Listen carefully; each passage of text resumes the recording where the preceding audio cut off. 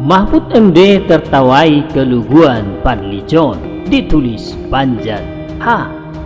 Lagi-lagi Fadly Zon memperlihatkan kualitasnya sebagai anggota DPR RI 2 periode. Belum lama ini menanggapi cuitan Menko Polhukam Mahfud MD, dia berpendapat bahwa RUU haluan ideologi Pancasila atau HIP tidak penting.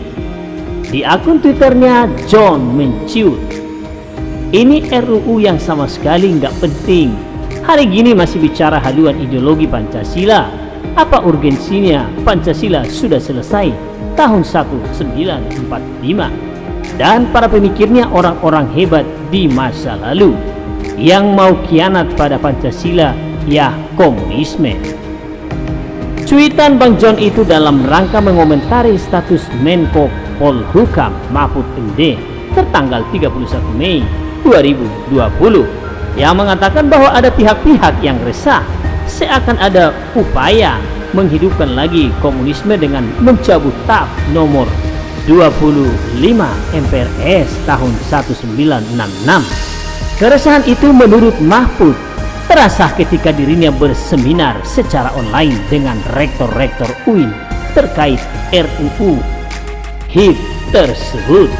Ada yang resah bahwa seakan ada upaya menghidupkan lagi komunisme dengan mencabut TAP MPR nomor 25 MPRS 1966. Namun Mahfud menegaskan tidak ada lembaga yang dapat mencabut TAP MPR tentang pelanggaran ideologi komunisme tersebut. Itulah sebabnya Mahfud justru menertawakan cuitan petinggi Partai Gerindra tersebut dengan cuitan menohok, "Hahaha, Bung Fadly, yang usul RUU HIP itu lembaga Anda. DPR yang usul termasuk Gerindra, bukan pemerintah." Selanjutnya seolah mengajari anak kecil menggunakan masker, Mahfud melanjutkan cuitannya, "Kalau Anda keberatan hari gini masih bicara haluan ideologi, seharusnya Anda yang ada di DPR menolak RUU itu disahkan untuk dijadikan usul inisiatif DPR. Anggota DPR tetapi tidak paham apa yang terjadi di DPR? Ini suatu pertanyaan yang sangat perlu ditindaklanjuti. Seorang anggota DPR bahkan tidak tahu apa saja yang telah dilakukan atau diputuskan oleh fraksinya. Ini sebuah skandal yang sangat memalukan. Jika ada oknum DPR yang seperti ini, harus diusut kembali latar belakangnya. Apa tingkat pendidikannya? Apakah gelar-gelar akademis yang selama ini melekat pada dirinya itu benar adanya? Jangan-jangan doi hanya lulusan sebuah lembaga kursus, tetapi ngaku sebagai alumni sebuah perguruan tinggi terkemuka? Sebab lucu saja kok seorang anggota DPR mempertanyakan atau mencibir sebuah keputusan politik yang telah diambil oleh partai sendiri.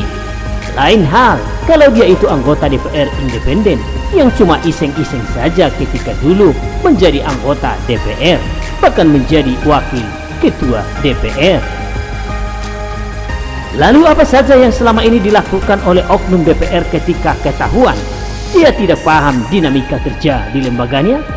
Begitulah jadinya jika ada oknum yang kerjanya cuma nimir segala hal yang bukan kapasitasnya.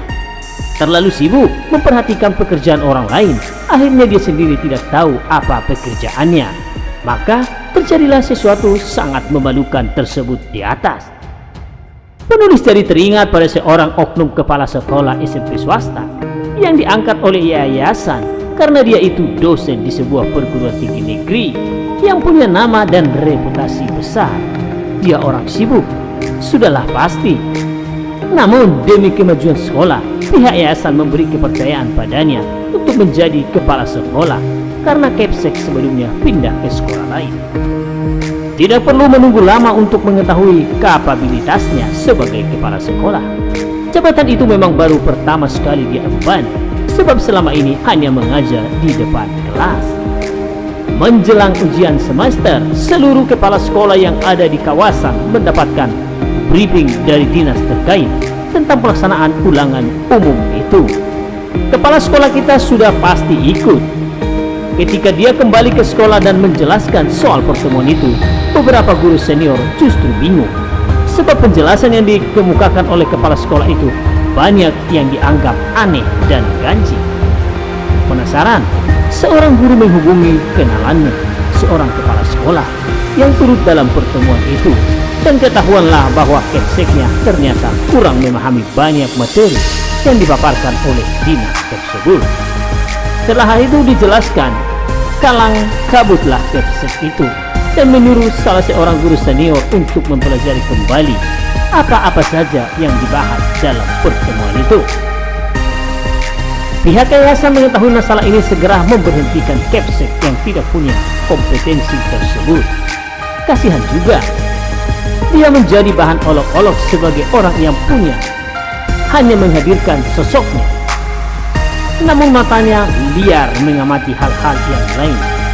Sosoknya memang hadir di suatu tempat, tetapi pikirannya entah kemana. Mungkin seperti itu yang terjadi pada oknum DPR yang ketahuan tidak tahu apa-apa, tidak tahu apa saja yang telah dilakukan oleh lembaganya.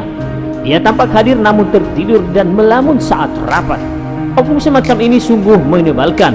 Mending sebenarnya kalau dia diam saja, tetapi ini mulutnya paling rajin berkoar-koar, menyindir segala hal yang bukan kapasitasnya. Giliran ditanya tentang sesuatu yang menjadi tanggung jawabnya, kok malah ngawur dan ngaco. Oknum semacam ini sudah salah, tetapi suaranya kencang. Benarlah kata orang bahwa anggota DPR itu dipilih berdasarkan suara terbanyak, bukan berdasarkan yang terbaik. Namun tentu masih jauh lebih banyak anggota DPR yang memang layak. Namun ketika mengetahui kualitas orang per orang, rakyat pun hanya bisa mengelus dada.